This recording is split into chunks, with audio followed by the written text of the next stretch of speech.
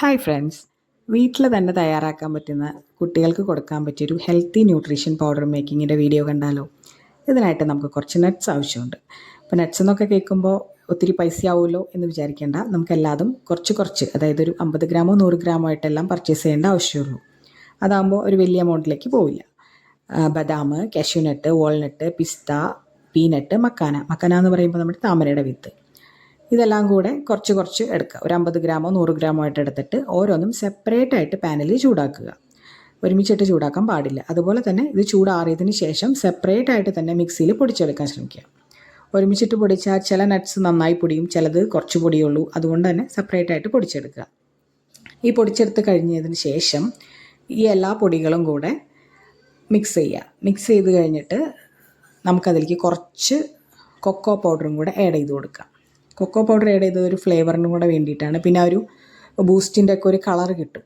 അത് കുട്ടികൾക്ക്, അപ്പോൾ കുട്ടികളെ പറ്റിക്കാൻ സുഖമാണല്ലോ അങ്ങനത്തെ ഒരു കളർ ഉണ്ടായി കഴിഞ്ഞാൽ. ബൂസ്റ്റാന്ന് തന്നെ വിചാരിച്ചോളൂ. എന്നിട്ട് എല്ലാതും കൂടെ മിക്സ് ചെയ്തതിന് ശേഷം കൊക്കോ പൗഡർ ആഡ് ചെയ്തതിന് ശേഷം അപ്പോൾ കുറച്ച് തരികളൊക്കെ ഉണ്ടാവും. അപ്പോൾ ഇത് നമുക്ക് സെപ്പറേറ്റ് അരിച്ചെടുക്കാം. ഈ അരിച്ചെടുത്ത് കഴിയുമ്പോൾ നല്ല ഫൈനായിട്ടുള്ളൊരു പൗഡർ കിട്ടും. ഇത് എയർടൈറ്റ് ആയിട്ടുള്ള ഒരു കണ്ടെയ്നറിൽ ഫ്രിഡ്ജിൽ 2 ആഴ്ച വരെ സൂക്ഷിക്കാൻ പറ്റും. അപ്പോൾ നമ്മൾ ഡെയിലി കുട്ടികൾ പാല് കൊടുക്കുമ്പോൾ പാലിൽ ഇതൊരു 1-2 സ്പൂൺ ഇട്ടിട്ട് അതിൽ കുറച്ച് പഞ്ചസാരയും കൂടെ ഇട്ടിട്ട് കൊടുത്തു കഴിഞ്ഞാൽ കുട്ടികൾ നന്നായി കഴിക്കും. ബൂസ്റ്റാന്ന് തന്നെ വിചാരിച്ചോളൂ. ഇപ്പോൾ എൻ്റെ മകനൊക്കെ പാലിട്ടും കുടിക്കാത്ത ആളാണ്. പക്ഷേ ഇങ്ങനെ കൊടുക്കുമ്പോൾ ആളിപ്പോൾ നന്നായിട്ട്, ഞാൻ ചോക്ലേറ്റ് പാലെന്ന് പറഞ്ഞിട്ടാണ് കൊടുക്കുക, പക്ഷേ ആൾ നന്നായി കഴിക്കുന്നുണ്ട്. ഇത് വെയിറ്റ് ഗെയിൻ ചെയ്യാനുള്ള നല്ലൊരു മെത്തേഡാണ്.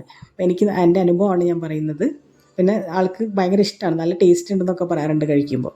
ഒന്ന് ട്രൈ ചെയ്ത് നോക്കൂ. പിന്നെ നമ്മൾ തന്നെ ഉണ്ടാക്കുന്നതുകൊണ്ട് നമുക്ക് വിശ്വസിച്ച് കൊടുക്കാൻ പറ്റും കുട്ടികൾക്ക്.